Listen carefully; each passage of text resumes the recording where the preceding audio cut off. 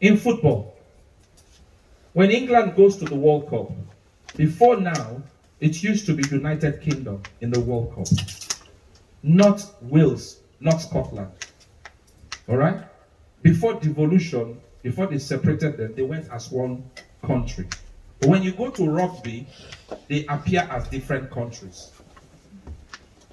Do you get it? You still don't get it? Huh? There are times an individual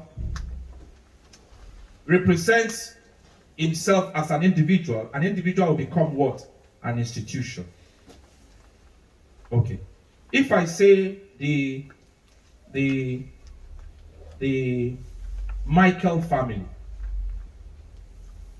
if I use the word the Michael family, who am I referring to? Eh? The whole family. Who? Who am I referring to? I'm referring to who? The whole, everyone. But who is Michael amongst them? Their father. Is that not so? So if I say the Michael family, as if I use the word the Michael family, okay, I am talking about the entire everyone who is in that family. Is that not so? If I talk about Michael, I'm talking about their father. Do you see what I'm saying? When I talk about the devil, I'm talking about the dragon. When I address the dragon, I am addressing Lucifer, not Lucifer now, Satan himself. When I talk about devils, I am talking about what? The corporate institution itself. Do you understand the difference? Yes. Do you get it? Okay. Now, it lays the foundation for what I'm about to say next. Now, you must understand that. Now, so what do you bind? What do you bind?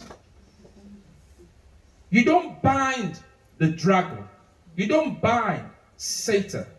Because it's not for you to bind him. There is an agenda for him from God.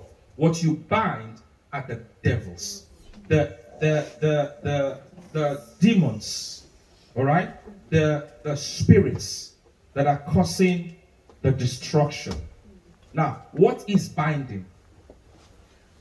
When you bind a thing, you bind it because the word binding is a temporary restriction. I don't know whether you get what I'm saying. Yes. So, for example, I hear people say, "Oh, I bind you, Satan," and you're just talking, wasting your time. Or you are praying, and you are saying, "I bind you, you demon of this. I bind you." Yes, correct. You bound the demon. It's temporary. Come on. What's next? What's next? I bind you. Yeah. You've bound him. What are you doing next? Okay. I walk into your house. I tie you down. It's a temporary tie.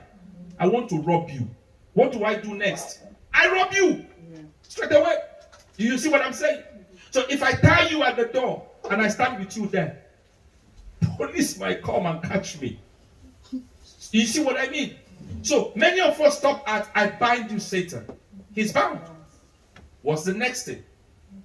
You do two things. Either you cast him out, all right? Or whilst he's bound, what are you doing? In the name of Jesus, I bind you, Satan, in the life of this woman. I decree that everything that you have broken or spoiled. Now, I have bound him. I begin to repair everything he's destroyed. I command, while he's bound, I command in the name of Jesus, everything you have stolen, return. Everything that is destroyed, return. Everything that is smelling, be refreshed. In the name of Jesus. Because now he's bound. I begin to repair everything that he has done. I begin to recover if I have to do that. When you have finished doing that under the same vein, you must do what? Cast him out. Next thing. Cast him out. To where? To where? You got to tell you where to go. You see where the problem is here? To where? Where do you cast him to? Oceans. Or you can cast That's where we have problem. Where you cast him to. All right. How many of you remember the story of the guy whom Jesus cast the demon out of him? And then they said to Jesus, what did he say to Jesus? He said, for we are many. Yes. He says, Jesus says, I cast you out. He said, no, please don't cast us. Cast us into the swine. So they tell Jesus where they want to go. They said, well, cast us into the swine. Jesus obliges them and casts them into what? A swine. Now, the swine is what? Definite. Okay? Imagine Jesus said, I cast you into swines. It means every swine within the vicinity, everywhere in Mesopotamia, everywhere, all of them will possess the demon. But Jesus cast them into the swine because there were swines close by. Are you getting what I'm saying? So you have to be very, very specific in spiritual warfare. You bind, you do the repair work, you cast him out, but you have to give him a destination. Hallelujah. You have to give him what? A destination. Now, what causes spirits to linger around? They are bound, they are cast out, and they are left to hang around.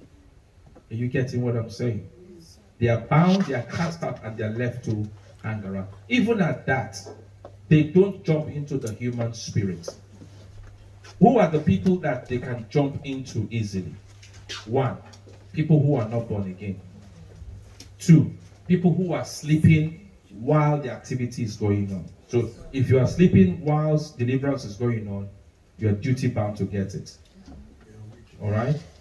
So people who are not born again, people who are sleeping, and then people who have begun to practice occultic voodoo.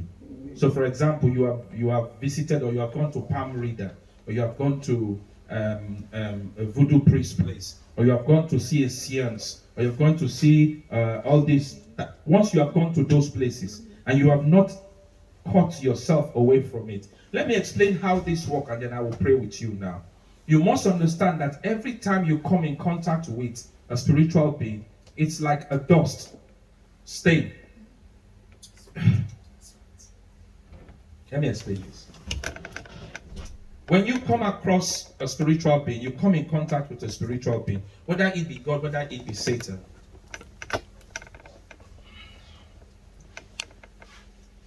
I'm wearing a perfume. If you smell the spots where I touched her now, it might likely smell like my perfume. Whether for a while, depending on the strength of my perfume.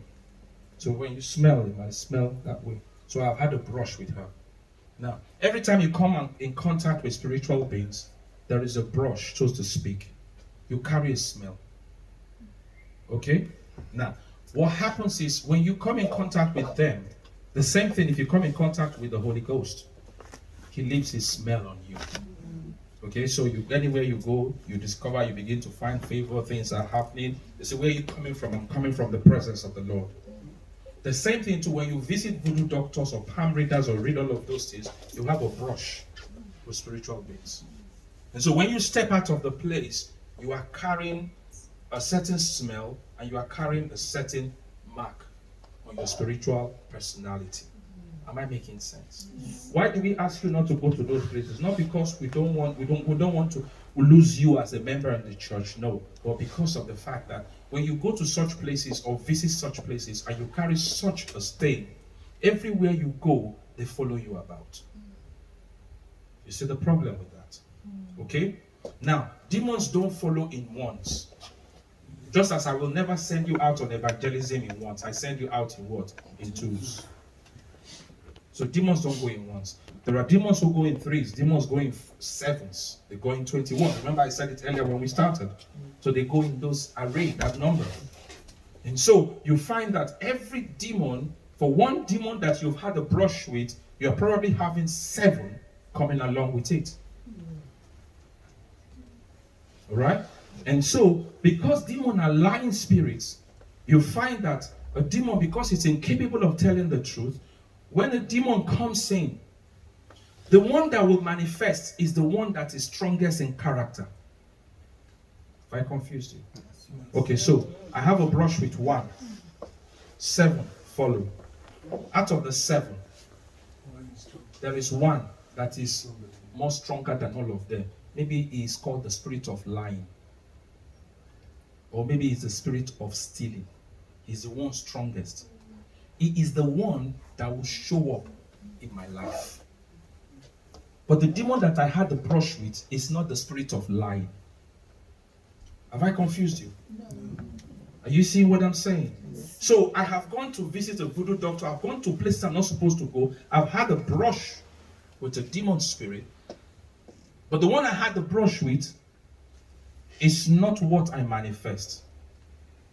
So the strongest in the lineup of 7 is the one that will take over. And then a pastor, a deliverance minister who does not know what he's doing, they will not bring me to the person and say, this man can lie. He lies too much. And so the pastor now start praying, in the name of Jesus, every spirit of lies, But he's wasting his time because it is not the spirit of lie that I had a brush with. It takes forensic process in the realm of the spirit for me to discover that it is not the spirit of lies that I have had a brush with, but it is the spirit of maybe fornication. Do you see what I'm saying?